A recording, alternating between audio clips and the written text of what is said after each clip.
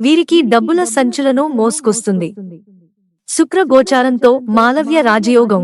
నవగ్రహాలలో సంపదనిచ్చే గ్రహమైన శుక్రుడు సెప్టెంబర్ నెలలో కొన్ని రాశుల వారికి విలాసవంతమైన జీవితాన్ని ఇస్తాడు. ప్రస్తుతం శుక్రుడు కర్కాటక రాశిలో ఉన్నాడు.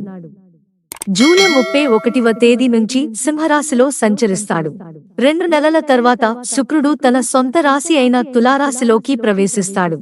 తులారాశిలో శుక్ర సంచారంతో మాలవ్య యోగం సెప్టెంబర్ 18, 2024న మధ్యాహ్నం 2:04 తులారాశిలో శుక్ర సంచారం జరుగుతుంది. అక్టోబర్ 13వ తేదీ వరకు శుక్రుడు తులారాశిలోనే ఉంటాడు.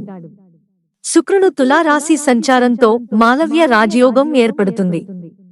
జ్యోతిష్య శాస్త్రంలో చాలా శుభయోగాలలో ఒకటిగా మాలవ్య రాజయోగానికి గుర్తింపు ఉంది.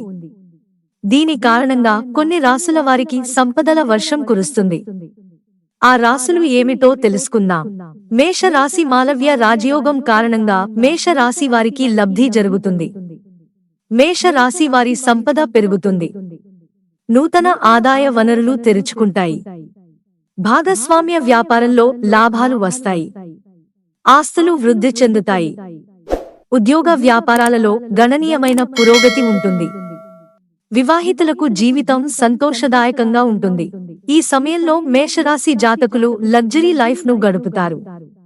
వృశ్చిక రాశి వారికి మాలవ్య రాజయోగం ప్రయోజనాన్ని చేకూరుస్తుంది. మాలవ్య రాజయోగం వృశ్చిక రాశి వారికి ఉద్యోగ వ్యాపారాలలో ప్రయోజనాలను చేకూరుస్తుంది. ఉద్యోగులకు ప్రమోషన్లు, ఇంక్రిమెంట్లు వచ్చే అవకాశం ఉంది. కెరీర్కు సంబంధించి శుభవార్తలను వింటారు. పూర్వీకుల నుంచి వారసత్వంగా ఆస్తి రావచ్చు. వీరి వైవాహిక జీవితం ఎప్పుడూ సంతోషంగా ఉంటుంది. ఇంట్లో శుభకార్యాలు జరుగుతాయి. మీ కలలన్నీ నెరవేరుతాయి. కుంభరాశి వారు శుక్ర సంచారం వల్ల ప్రయోజనాలను పొందుతారు. కుంభరాశి జాతకులకు ఈ సమయంలో ఆర్థిక ప్రయోజనాలు కలుగుతాయి. నూతన ఆదాయ వనరులు కనిపిస్తాయి. సంపదలు, వస్తు సౌఖ్యం పెరుగుతాయి. శ్రమకు తగిన ఫలితం ఉంటుంది. సమాజంలో గౌరవం లభిస్తుంది. విదేశాలకు వెళ్లే వారికి శుభప్రదంగా ఉంటుంది. కుటుంబంతో ఈ సమయంలో సంతోషకరమైన జీవితాన్ని గడుపుతారు. మిత్రులారా, ఛానల్ సబ్స్క్రైబ్ చేసుకోవడం మర్చిపోకండి. ధన్యవాదాలు.